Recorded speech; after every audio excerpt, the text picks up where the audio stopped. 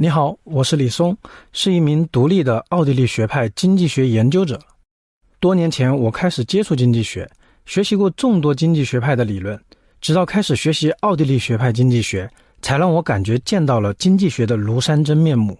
没有哪一个经济学派比奥派给我带来的震撼更大了。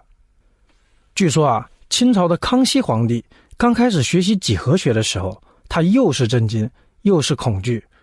震惊的是，几何学知识全靠演绎推理，而这种抽象的知识却有着强大的现实效用。恐惧的是，他担心西方的国家会凭借这么高明的学问富强起来，进而威胁到中国。奥派带给我的感觉也是这样。一方面，奥派经济学也是一套逻辑严密的演绎推理体系；另外一方面，这种推理得出来的抽象知识却对现实有着强大的预判和实践作用，这深深地震撼了我。其实这并不奇怪，因为奥派经济学家的确认为经济学和几何学非常相似，而不那么像物理学这类经验科学。他们认为，想要获得准确的经济规律，其实你并不需要观察任何经验证据，更不需要在大量的历史材料中搜索和归纳。相反，你需要的是反求自身，对内心当中的一条公理进行演绎推理，这样就可以获得整个经济学大厦。而且，这种看似和经验无关的抽象推理，却可以精准地预判和解释真实的经济现象。你可能会觉得我说的太夸张了，真的有这么神奇吗？是的，奥派学者们在现实中就是这么做的，而且他们经过推理得出来的结论，在历史上被验证了很多次。最著名的一次发生在20世纪20年代，奥地利学派第三代掌门人是路德维希·冯·米塞斯教授。他在1920年发表了一篇轰动世界的文章，在这篇文章里，米塞斯推断说，由于苏联的经济模式缺乏经济计算的工具，所以会导致经济活动必定走向混乱，进而造成普遍的穷困、饥荒和崩溃。生活在当代的你我并不难理解米塞斯的观点，但在当时，苏联是全球第一个建立计划经济的国家，苏联的一切都看起来充满着希望，人们并不乐意承认米塞斯教授的结论。米塞斯的这篇文章导致了一场旷日持久的经济计算大辩论，反方的主要辩手是当时波兰著名的经济学家奥斯卡·兰格。他宣布自己解决了米塞斯提出的经济计算难题，并且很快获得了大部分人的认同。当时的人们认为是兰格教授赢得了这场辩论。之后的很长一段时间，苏联的经济模式仍然被主流经济学界认可和赞扬，直到1989年，大多数人还是这样认为。比如说，美国第一个诺贝尔经济学奖得主保罗·萨缪尔森，他在他风靡全球的教科书《经济学》中声称，苏联的经济模式比美国的市场经济更加优越。萨缪尔森甚至一再预言，苏联会在1997年全面赶超美国的市场经济。萨缪尔森话音刚落，不到2年，苏联就解体了。直到这个时候，人们才幡然醒悟，看清了苏联的经济模式存在的问题，也纷纷承认了米塞斯预测的准确性。要知道，萨缪尔森持续跟踪着苏联的经济状况，阅读了大量的苏联的统计数据，但米塞斯从来没有在苏联待过一天，甚至没阅读过苏联的经济数据。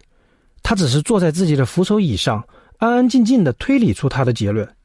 苏联的崩溃成为现实之后，萨缪尔森偷偷地删掉了他的书里赞扬苏联经济的那些话。讽刺的是，删掉这些话之后，他的这本书又继续卖了好几百万册。现代哲学之父笛卡尔曾说，不管多么荒谬，多么不可置信的事，都是这个或那个哲学家曾经主张过的。回顾这段历史，我们其实也可以用笛卡尔这句话来评价绝大多数经济学家在苏联经济问题上的表现。或许你认为，关于苏联的历史争论对我们今天已经没有多大启发了，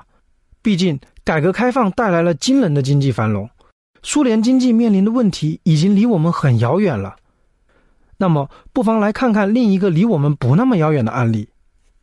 2008年，美国次贷危机爆发，迅速影响到全球，世界各个国家都饱受经济衰退、失业之苦。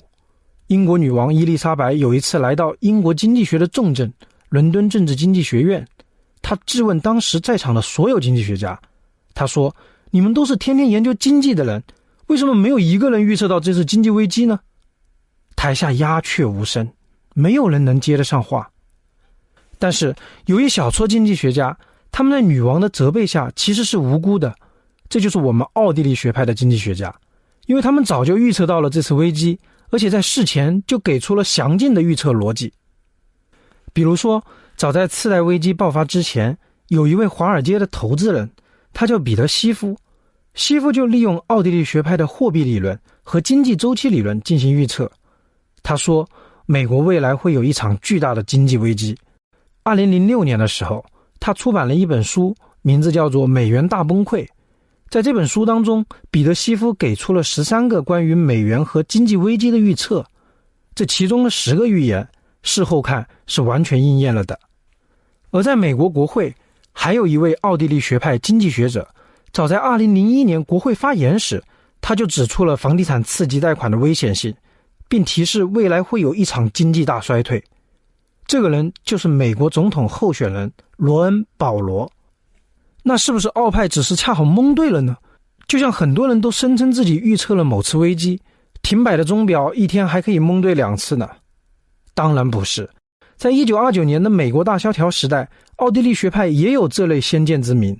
那场大萧条量级更大，甚至可以说，正是因为当年的大萧条导致世界经济低迷，间接促使了希特勒成功上台，从而改变了整个世界的走势。在1929年之前，几位来自奥地利的经济学家也曾来到英国的讲坛，他们提醒说美国股市有崩盘的风险。但是当时的著名经济学家，比如说凯恩斯和欧文·费雪，却对这样的预测不以为然。他们满心认为美国的牛市会从此一直涨下去。后来呢，毫无悬念，凯恩斯管理的股票基金在那次股灾当中腰斩了，费雪像散户一样成功破产了。我们可以发现，大多数经济学家常常责怪市场失灵，但他们却从不承认是自己的经济学失灵。上面2个故事，一个涉及到苏联的经济模式问题，一个涉及到困扰人类300多年的经济周期问题。千万不要认为他们只是人类历史博物馆中的文物，相反，他们所涉及的经济内涵其实时刻影响着你我的经济生活和财富收益。我们已经看到奥派经济学对现实有如此强大的预见能力，但是奥派学者们却始终强调一个逆反我们直觉的观点，那就是经济学的基础是对人性本质的洞察，它是在这个基础上进行演绎推理的科学，是一门类似于几何学的知识。要研究经济学，你不需要大量的钻研历史经验，也不需要掌握复杂晦涩的高等数学工具，你只需要带上一颗逻辑清晰的头脑，严谨地进行演绎推理，就能够得出所有的经济学原理。这也是我在这门课当中试图展现给你的奥地利学派，它包含一门独特的心法，以及几个重要的核心理论工具。如果把经济学各大学派的逻辑工具看作武侠小说里各大门派的武功的话，我更愿意把奥派当作独孤九剑，见招拆招，无招胜有招。当你学会这套剑法后，你至少能有4点收获。第一，感受到经济学类似几何学那样逻辑严密的美感。第二，奥派经济学可以带你戳破各种似是而非的谎言经济学。第三，在全球经济低迷的当下，掌握奥派预判经济周期的核心指标和方法，能够让你做一个擅长冷思考的明白人。第四，在课程的最后部分，我要向你介绍奥派在伦理学方面的贡献。